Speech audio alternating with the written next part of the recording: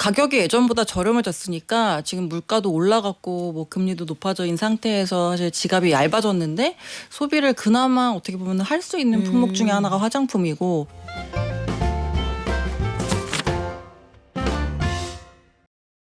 여러분 생각해보면 유통 소비재는 우리하고 참 가까이 있습니다. 편의점, 이커머스, 백화점 이런 것들이 다 포함되는데 그래서 여기서 장사가 잘 된다 하면 경기가 괜찮구나. 장사가 안 돼? 경기가 이상한가? 근데 1분기 실적을 보니까 동네별로 실적이 되게 다르네요. 자세한 내용 LS증권 오리나 수석연구원에게 들어보겠습니다. 안녕하세요. 안녕하세요. 딱 들어오시는데 약간 그 홍대에서 인디밴드 왔을 것 같은 그런 느낌이 그렇죠. 느낌 팍 좋았어요. 감사합니다. 파이팅 있게 우리 한번 전해볼게요. 네. 첫 번째 소식 유통업계 1분기 실적 어떻게 정리할 수가 있을까요? 앞서 그 매일경제 기자님 말씀해 주신 네. 것처럼 지금 5월 들어서는 소비자 심리지수가 개선이 됐는데 이제 1분기까지는 여러 가지 정치적 이슈 때문에 좀 왔다 갔다 했었거든요. 그래서 업종별로도 좀 실적이 다르게 나타난 양상이었고, 그래서 보시면 백화점 그리고 할인점, 이커머스 같은 경우는 좀 선방한 모습이었었고, 네. 뭐 내용은 이제 명품이 그래도 계속 잘 팔립니다. 이 와중에도요? 네, 특히 이제 보석이랑 시계 같은 게 되게 잘 팔리고요. 뭐 인상을 많이 하다 보니까. 네.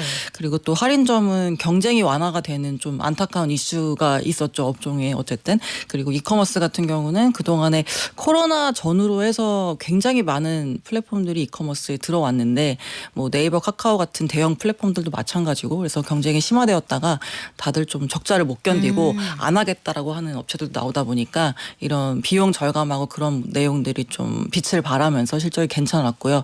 의외로 사실 지난 2, 3년간 좋았던 업체들이 편의점 업체들이었는데 네. 근데 여기가 약간은 지금 좀 포화를 맞이를 하고 있는 상황이 돼서 실적이 예상했던 것 대비해서는 조금 안 나왔다 이렇게 보실 수 있겠습니다. 네. 이쪽도 완전히 극과 극이네요. 완전 극과 극입니다. 그래서 네. 요즘에 뭐 부동산도 극과 극, 자산 시장도 마찬가지인 것 같은데 네네. 그러면 호실적을 낸 업종 또 기업들 뭐 최대 공약수가 있어요? 일단은 백화점 먼저 말씀을 드리면 네. 사실 다들 지금 어려운 부분들이 이제 출점이 다들 좀 성숙기에 우리나라가 그렇죠. 들어간 상황이다 보니까 있을 만한 데 다 있잖아요. 다 있죠. 네. 네. 거의 저는 이제 개인적으로 더현대서울이 이제 서울에 낼 수 있었던 마지막 점포가 아니었나 네, 생각을 하고 있는데 막 채웠다. 네, 네. 그렇다 보니까 아무래도 좀 백화점만이 가지는 강점 위주로 대응을 해야 되는 상황이 됐고, 그래서 지금 실제로 성장이 잘 나오고 있는 품목들도 명품 그리고 먹는 거. 먹는 건 저희가 또 온라인상으로 먹을 수가 없다 보니까 못 참죠. 네, 또 직접 가야죠. 또 가서 먹어야 네. 되다 보니까 그래서 요즘에 백화점들이 뭐 맛있는 맛집들의 팝업 스토어 같은 걸 많이 유치하는 게 네. 이제 그런 거 통해서 집객이 되기 때문이고요. 그래서 그런 부분이랑 또 지난 2, 3년간 여러 가지로 희망퇴직이라든지 아니면 판촉비 쓸데없이 좀 많이 쓰던 것들 많이 줄이고 해서 비용 구조 자체가 굉장히 얇아졌기 때문에 조금만 좀 매출이 나와도 약간 실적이 반등할 수 있는 그런 부분들이 있고, 그리고 더불어서 이제 출점이 한계에 다다랐다 보니까 좀 신사업 쪽으로 많이 공략을 하고 있어요. 네. 그래서 아직까지 비중은 좀 미미합니다만은 롯데쇼핑 같은 경우 또 해외에 좀 동남아시아 쪽에 진출을 잘 해서 실적이 잘 나오고 있고, 현대백화점 그룹도 지금 지누스라고 이제 매트리스 하는 업체 인수를 해서 지금 연결 실적으로 잡히고 있는 게 괜찮았고요. 그리고 신세계 같은 경우는 이제 면세점 쪽으로 신사업 하고 있는데 지금 1분기까지는 좀 안 좋았지만 저희가 네. 뭐 중국 내수 부양하고 하면은 아무래도 외국인 관광객 좀 들어오면서 이제 최악은 지난 국면이다 이렇게 평가를 하고 있습니다. 네. 이제는 다들 하던 것만 해서는 안 되는구나. 안 되죠. 그렇죠. 네. 옵션이 좀 개인기가 좀 늘어나야 될 것 같아요. 네네네. 그렇죠. 기자들도 그 성대모사도 좀 하고 그래야 살아남는 시장이 된 것 같은데 제가 괜히 연습하는 게 아니에요. 자, 대형마트는 홈플러스 부진이 변수가 됐다고 하는데 네. 대형마트는 요즘에 사실 저도 안 간 지가 좀 됐거든요. 네. 이쪽은 어때요? 뭐 어떤 이유 때문에 안 가시나요? 그냥 온라인으로 구매하시기 때문에. 저는 뭐 네. 다음날 쾅 갖다 주는 데가 많아가지고. 맞아요. 네. 맞습니다. 그래서 지금 대형마트 업체들도 사실 1분기까지는 아무래도 홈플러스의 그런 이슈들이 있었다 보니까 네. 경쟁이 좀 완화될 거라고 봤고 실제로도 좀 그런 부분들이 있었던 것 같고요. 그리고 아무래도 공급하시는 이제 소싱 업체들이 납품을 뭐 했다가 또 갑자기 좀 불안하니까 중단했다가 그렇죠. 이제 고객분들도 오셨다가 나중에 환불 혹시 해야 될 때는 못 받으면 어떡하지 이런 부분들 때문에 집객이 조금 기존에 있었던 다른 경쟁자 경쟁자도로 쏠리다 보니까 이마트 같은 경우도 실적이 괜찮았었고요. 아, 손님이 그쪽이 그 몰아주는 셈이 돼버렸군요. 그렇죠. 홈플러스가. 그리고 뭐 점포들이 다 비슷비슷한 상권 3km 반경 안에 있는 것들이 좀 많으니까요. 그래서 경합 상권이라고 불리는 부분들이 아무래도 수혜를 좀 받았을 것이다 이렇게 전망을 하고 추정을 하고 있습니다. 그러네요. 시장에서 큰 플레이어 하나가 약간 부실해지니까 다른 쪽이 반사이익을 봤다는 건데 편의점은요. 올해 들어서 처음으로 줄었다고 해서 네. 사실은 예전에 정말 처음 편의점 생겼을 때 네네. 저 중학교 때 처음 생겼거든요. 중학교 때 편의점 처음 생겨서 어머 밤에도 슈퍼가 문을 여네. 맞아요. 괜히 아까 라면 먹었는데 한 번 더 가보고 아직도 열었나? 진짜 열었나? 이런 거 해본 적 있었는데 네네. 편의점은 이제 장사가 잘 안 됩니까? 일단은 그 출점으로 봤을 때는 지난해 우리나라 점포 수가 한 54,853개 정도 있는데 이제 일본 같은 경우가 한 57,000개 정도 있거든요. 우리 만만치 않네요. 그러니까 저희가 인구도 사실 절반이고 국토 면적도 남한만 봤을 때 절반인데 그렇죠. 예, 저희가 편의점 수는 거의 비등비등하게 된 인구도 거니까 반인데. 예, 그만큼 출점이 네. 되게 촘촘하게 많이 되어 있다라고 보시면 될 것 같고요. 그래서 사실 2, 3년 동안 그 편의점 업체들이 매년 우리가 얼마 정도 출점하겠습니다라고 이제 순증 계획을 발표를 하는데, 그러니까 점포 출점하는 거랑 폐점하는 거 합쳐서 이제 순증 계획 발표하는데 작년 재작년에는 한 800개, 900개씩 꾸준히 했었거든요. 한 업체당. 근데 올해 들어서는 이 계획을 좀 낮췄어요. 실제로 한 600개, 700개 하겠다는 업체도 있고, 그리고 그렇게 발표를 했다가 1분기 실적 나오고 나서 저희 좀 폐점이 많아서 250개, 300개 정도밖에 못할 것 같다라고 하는 업체들도 나왔다 보니까 네. 그런 부분들이 지금 좀 출점 목에 찬 상황. 그러니까 저희가 점포 수랑 그러니까 양적 확장이랑 점포당 매출액 확장하는 거 봤을 때 이제 점포 수로 양적 성장하는 거는 이제 끝났다 이렇게 평가하고 있고, 점포당 매출액을 좀 올려야 되는 상황이다 보니까 이제 그런 부분들이 최근에 여러 차별화 상품이라든지 PB 상품이라든지 이런 것들 강화하는 모습으로 나오고 있다 이렇게 보고 있습니다. 그러네요. 편의점이 진짜 뭐 여러 가지 브랜드가 한쪽에 다다다다 몰려 있는데도 맞아요. 너무 많고 네. 여기서 파는 거 옆에서도 팔고 이러면은 장사 안 될 거 아니에요. 그쵸. 가격 낮추는 거 이외에. 그쵸. 혹시 이쪽은 개인기 뭐 새로 등장한 거 없어요? 개인기. 편의점 개인기. 편의점 개인기 아무래도 이제 뭐 먹을 거랑 디저트 이런 것들이 좀 SNS상에서 히트 상품으로 바이럴 됐던 것들이 최근에 좀 많았었잖아요. 그래서 뭐 인기 뭐 요리 프로그램 이런 데서 네. 하는 것들을 갖다가 뭐 차별화 상품으로 콜라보해서 나온 상품이라든지 이런 것들이 최근엔 좋았었고, 그래서 의외로 편의점이 일주일에 신상품이 몇 개가 나오냐면은 한 50개에서 100개가 나오거든요. 50개에서 100개가 신상품이 나옵니다. 원래 네. 없던 게? 네, 근데 이제 저희가 네. 그 안에서 히트되고 이제 뜨고 지는 것들이 나오는 거다 보니까 네. 뭐 저희가 봤을 때는 뭐 한두 개 정도처럼 보이지만 실제로 그 뒷단에서는 굉장히 많은 치열한 싸움들이 일어나고 거의 있는 뭐 모습이죠. R&D 최첨단 그쵸. 선두주잖아요. 네. 그래서 그런 부분들 플러스 이제 또 올해 많이 드라이브 걸려고 하는 부분들은 건기식이랑 화장품. 건강기능식품, 화장품. 네, 건강기능식품 뭐 저희가 통으로 샀다가 맨날 다 못 먹고 버리니까 그렇죠. 뭐 그냥 뭐 일주일치 아니면 뭐 그 하루치. 진짜 바닥까지 드시는 분이 계신가요? 저도 궁금합니다. 3분의 1 이상 먹어본 적이 없는 저도요. 것 같은데. 항상 네. 유통기한 지나다 보니까 그래서 그런 식으로 팔리는 것들, 그리고 화장품 같은 경우도 뭐 최근에 워낙에 많이들 구매하시는 품목 중에 하나다 보니까 이제 그쪽으로 좀 새로운 카테고리를 확장하려고 하는 모습들. 사실 아직도 담배 매출이 거의 38% 40%거든요. 네. 담배 매출이 수익성에는 그렇게 도움이 크게 되지는 않는 품목이어서 이거가 아닌 다른 품목으로의 확장이 좀 실적 개선에는 절실한 상황이다 이렇게 판단하고 있습니다. 매출 볼륨에는 도움이 돼도 그게 수익성이 마진을 크게 남길 수는 없으니까. 네. 그래요. 이게 편의점들도 진짜 전쟁이라고 합니다. 네. 저희도 이 시간대에 편의점 운영하시는 분들 정말 많이 들으시거든요. 그 몇 개 한 점포 3개 하다가 저 2개 접어요. 이런 분들도 계시고. 야, 편의점도 전쟁이군요. 네네. 근데 이 다이소는 정말로 화장품 팔아서 잘 됐잖아요. 네네네. 다이소에 화장품 사러 간다 이런 시대가 됐는데 네네. 편의점에서 팔면은 다이소하고 뭐 좀 차별점이 있을까요? 그러니까 차별점을 지금 찾아야 되는데 근데 또 화장품이 아니고서는 사실 새로운 카테고리로 넣기에는 마땅한 상품이 또 없는 상황이어서 다들 그쪽으로 좀 공을 쏟는 것 같고요. 제가 한번 찾아봤어요. 새우깡이 네. 30년 전에 네. 300원이었는데 네. 지금 1,500원이더라고요. 제가 제일 좋아하는 과자가 새우깡이어가지고. 근데 립스틱이 요즘 너무 싸니까 네. 제가 30년 전에 얼마인지 찾아봤거든요. 그랬더니 12,000원 정도 하더라고요. 맞아요. 그때 당시에. 근데 지금 다이소 가면 3,000원에 살 수 있잖아요. 그때는 업체가 몇 개 없어서 그쵸. 아모레, 피어리스, 주다나, 한국 화장품, 네네네. 한독 화장품 그쵸. 뭐 이렇게 손에 꼽았거든요. 그렇죠. 네. 그리고 메가히트하는 상품은 한 군데서밖에 안 맞아요. 만들고 네. 그 색깔은 전국의 모든 여자가 쿨톤, 웜톤, 뭐 피부색, 옷 상관없이 그냥 그 유행하면은 다 발라야 되는 벽돌색 거예요. 뭐 이런 거. 그 생각나시죠? 쇼킹 핑크 여러분 생각나십니까? 그 다시 자료화면 보면 진짜 쇼킹한 색깔인데 그 대학생까지 다 바르고 다녔단 말이에요. 네네네. 근데 요즘에 이게 확실히 브랜드가 많아서 그럴 거예요. 아마. 그렇죠. 그리고 가격이 예전보다 저렴해졌으니까 지금 물가도 올라갔고 뭐 금리도 높아져 있는 상태에서 사실 지갑이 얇아졌는데 소비를 그나마 어떻게 보면 할 수 있는 품목 중에 하나가 화장품이고 또 3,000원이지만 사실 용기값이 더 큰 비중을 차지하기 때문에 수익성도 좋고 그리고 또 부피도 작아서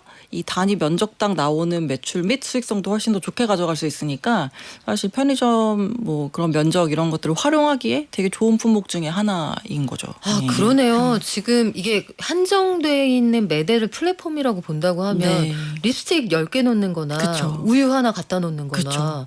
그렇지만 립스틱 한 개가 훨씬 비싸다는 거. 그렇죠. 네. 야, 그렇게 생각해 보니까 편의점도 부동산 싸움이네요. 매대. 맞아요. 부동산 얼마나 차지하느냐.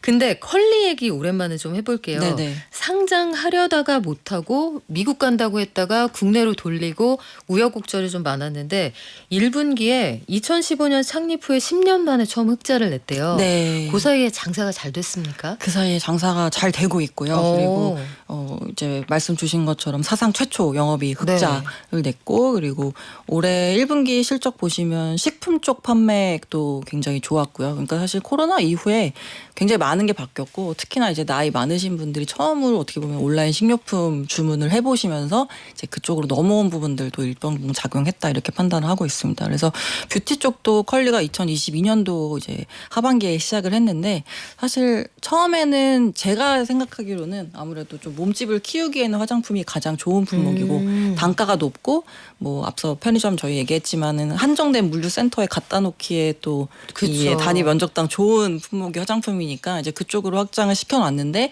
근데 또 이게 여러 가지로 지금 상황이랑 맞물리면서 판매 성장에 굉장히 도움을 크게 주고 있다 이렇게 평가하고 있습니다. 그러네요. 생각해 보니까 그때 제니 씨가 단발성 모델로 등장을 맞습니다. 하면서 네. 얼굴 공격했잖아요. 네네. 이 정도면 사야지 어떻게 제니 씨 정도 예뻐질 수 있는 거야 해서 얼굴 공격을 딱 당하고 나서 네네. 그때부터 뷰티컬리가 좀 성장했던 것 같은데 쿠팡은 어떻게 잘 지내고 있어요? 미국에서? 네, 쿠팡은 뭐 잘 지내고 있고요. 네. 뭐 아시겠지만 사실 우리나라 이커머스 전체 시장 이제 점유율 쿠팡이랑 네이버 둘이 합쳐서 그냥 거의 50% 정도 되니까 이쪽 시장은 뭐 이미 경쟁은 끝났다. 뒤따라오는 업체들은 이들이 파는 상품이 아닌 그리고 다른 전략으로 가야 된다 이렇게 저희는 보고 있고 그래서 실제로 지금 성장이 좀 나오고 있는 업체들을 봐도 저희가 전문몰이라고 부르는 버티컬 쪽, 그러니까 약간 카테고리 킬러 같은 네. 거죠. 그래서 패션이나 화장품이나 이렇게 좀 취향을 저희가 좀 구매하게 할 수 있는 그런 품목들. 뭐 예컨대 무신사 같은 맞습니다. 것들. 예. 그래서 그쪽은 뭐 성장이 두 자릿수씩 꾸준히 나오고 있는 상황이거든요. 그래서 쿠팡도 그런 부분에 있어서 이제 의류나 화장품 쪽이 좀 어려운 거를 알다 보니까 뭐 C 에비뉴라고 쿠팡 에비뉴인 것 같은데 네. 뭐 그런 전문관 오픈을 했지만 뭐 다들 모르시고 그리고 아유 초면이에요. 처음 들어봤어요. 네, 그런 거 했었었고 그리고 쿠팡도 최근에 화장품 PB 상품을 냈거든요. 아. 네, 그래서 그런 것들도 만들고 있고 좀 고관여 상품이라고 하는 그런 카테고리로 많이 확장을 하려고 그렇게 해야지 이제 객단가가 올라가니까요. 예, 그렇게 좀 노력을 하고 있는 상황이네요. 아, 그러네요. 생필품은 정말 싸고 빠르게 좋은 거 갖다 주는 그 경쟁인 거고 지금 말씀하신 무신사나 그 자회사 이구CM 같은 건 정말 취향을 드러내주는 맞습니다. 요런 취향의 밀로 모여 네. 요거 두 개 아니면 경쟁이 안 된다는 네. 건데 쿠팡은 어쨌든 상장 잘해서 미국에서 몸값 높게 받고 지금 투자자들은 약간 불만이겠습니다만 어쨌든 굉장히 자금 시장에 성공적으로 데뷔를 했잖아요. 그렇죠. 퀄리는 어떨 것 같아요? 퀄리도 일단 준비를 했었고 아시겠지만 그래서 기존에 상장하기 직전에 받았던 그 밸류가 4조 원이었어요. 네. 마지막으로 네. 비상장 시장에서. 그리고 그러면 상장은 한 6, 7조 정도에 하지 않겠느냐라는 시장의 이슈들이 있었었는데 근데 지금은 그 정도까지는 아니고 그냥 제가 평가하기로는 뭐 한 1조 언저리에서 왔다 갔다 하고 있는 상황인 그 사이에 것 할인이 같아요. 많이 됐네요. 예. 네. 아무래도 코로나 시기엔 돈도 많이 풀렸었고 그리고 그런 부분들이 작용했었고 근데 지금은 어쨌든 영업이 흑자를 냈다 보니까 네. 아무래도 좀 서서히 준비를 하지 않을까 이런 생각하고 있고 더불어서 무신사 같은 경우도 최근에 또 원래 창업자 대표님이 돌아오시면서 그쵸. 예, 박차를 가하고 있다고 하니까 올해 하반기 내지 내년까지도 아무래도 이커머스 업체들 좀 IPO 또 저희 주의 깊게 보고 있는 상황입니다. 무신사도 조만간 시도할 것 같죠. 할 것 같습니다. 할것 같죠. 그리고 실적이 너무 좋고 네. 말씀 주신 2구 같은 경우도 요즘에 진짜 이미 W 컨셉 넘어선 상황이고요. 예. 맞아요. 그 매일매일 그냥 안 사도 들어가 본다 매거진처럼 이용한다 맞아요. 이런 청년층이 많아서 네네. 이런 것들 IPO 시장에서 한번 지켜보시면 좋을 것 같고 네. 아까 롯데가 해외 시장을 진출하려고 한다 이 말씀 하셨잖아요. 네네네. 해외에서 좀 해보려고 한다라고 하는데 유통기업들 해외 시장에서 좀 잘 하고 있어요? 과거에 이제 뭐 잘 아시겠지만 롯데쇼핑, 이마트가 중국에 이제 할인점 출점했다가 힘들었죠. 힘들어 다 철수하고 네. 울면서 나왔어요. 우리를 그렇게 대할 줄이야. 네. 그렇죠. 근데 이제 동남아시아는 의외로 성과가 괜찮게 나오고 있어서요. 저희가 기존 점포 신장률이라고 하는 이제 출점한 지 뭐 1년 돼서 좀 정상 영업 궤도에 들어간 점포들 기준으로 매출 성장이 얼마나 나오는지가 이제 좀 지표로 삼는 것 중에 하나인데 우리나라는 이미 뭐 0에서 1% 왔다 갔다 네. 하고 3, 4% 하면 우와 왜 이렇게 잘했어 이러는 상황인데 동남아시아 쪽은 5, 6%씩 성장을 꾸준히 하고 있어서 궤도에 들어갔다 이렇게 평가를 하고 있고 롯데쇼핑은 뭐 백화점 그다음에 동남아시아랑 인도네시아 그러니까 베트남이랑 이제 인도네시아의 마트 사업하고 있고요. 그리고 특히 백화점 사업 내에서 하노이에 오픈한 웨스트레이크 몰이라고 이제 우리나라의 그런 뭐 스타필드나 아니면 롯데 네. 뭐 타임빌라스 같은 형태로 이제 막 떡볶이도 팔고. 네. 가보셨어요? 네. 잘 돼요. 네, 네, 잘 그래서 되더라고요. 네, 빠르게 흑자로 전환하고 해서 아직까지 전체 실적 기여하는 비중은 좀 미미하긴 한데 그래도 지금 우리나라가 너무 포화 상태니까 그나마 이제 확장할 수 있는 그런 다른 포텐셜 찾았을 때는 좀 긍정적으로 평가하고 있는 부분이고 그리고 이마트랑 뭐 편의점 업체들은 몽골 뭐 이런데 베트남 이런데에 좀 로열티 사업으로 그냥 수수료 받는 그런 마스터 프랜차이즈 형태로 네. 들어갔고 뭐 아까 몇 시간 전에 기사 나왔던데 네. BJF 리테일이 하와이에 이제 진출한 하와이. 네, 하와이 거기도 이제 로열티 받는 네. 네, 그런 구조로 나가는 거긴 한데 어쨌든 여러 가지로 지금 해외 확장에 대한 기회를 모색해야 되는 상황이다 이렇게 보고 있습니다. 신기하다. 사실은 그 동남아 여행 가서 현지에 있는 롯데에서 물건 사갖고 오시는 분들 꽤 그게 많잖아요. 코스잖아요. 네. 그게 코스인데 그것도 좀 신기하고 네. 예전에는 우리 하와이를 간다고 하면은 거기서 막 뭐 사가지고 오셨는데 이제는 국내 유통업체가 현지에 가 있다. 네. 사가지고 오면 우리 동네에서 팔고. 그렇죠. 이런 거 좀 우리 이제 많이 성장한 건데 K 뷰티라는 게 한동안 치트키였어요. 네. 그러니까 국내에서 마땅히 투자할 데가 없는데 하면은 K 뷰티에 투자했을 때 대형 종목 말고 이 인디 브랜드 투자했을 때 크게 손실 보신 분은 없었거든요. 올해는 어떨 것 같아요?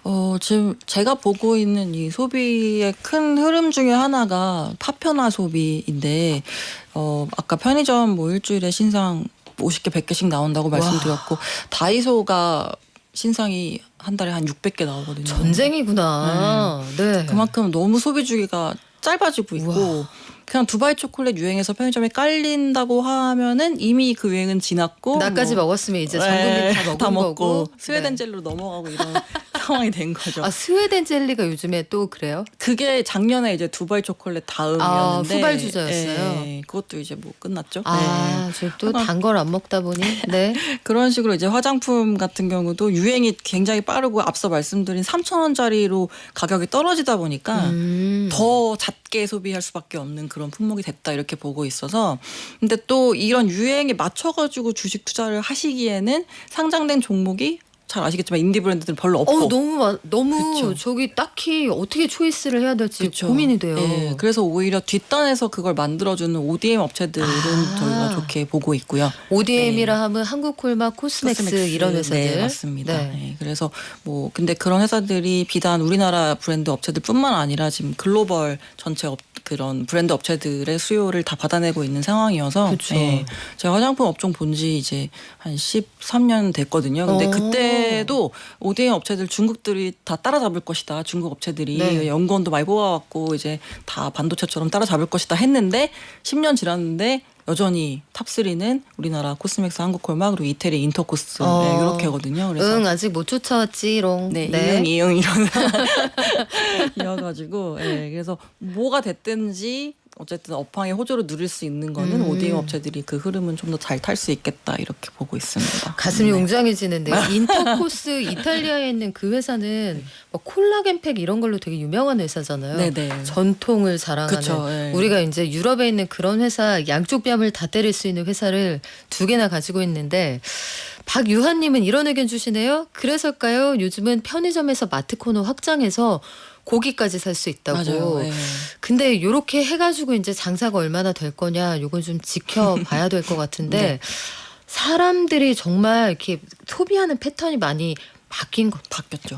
것 같아요. 또 생파 선물은 무조건 어디에 가서 사고. 맞아요. 생일 파티 할 때 그런 거 한 번 쓰고 버리는 것들. 맞아요. 이런 것들 생각하면은 시장 진짜 빨리 변합니다.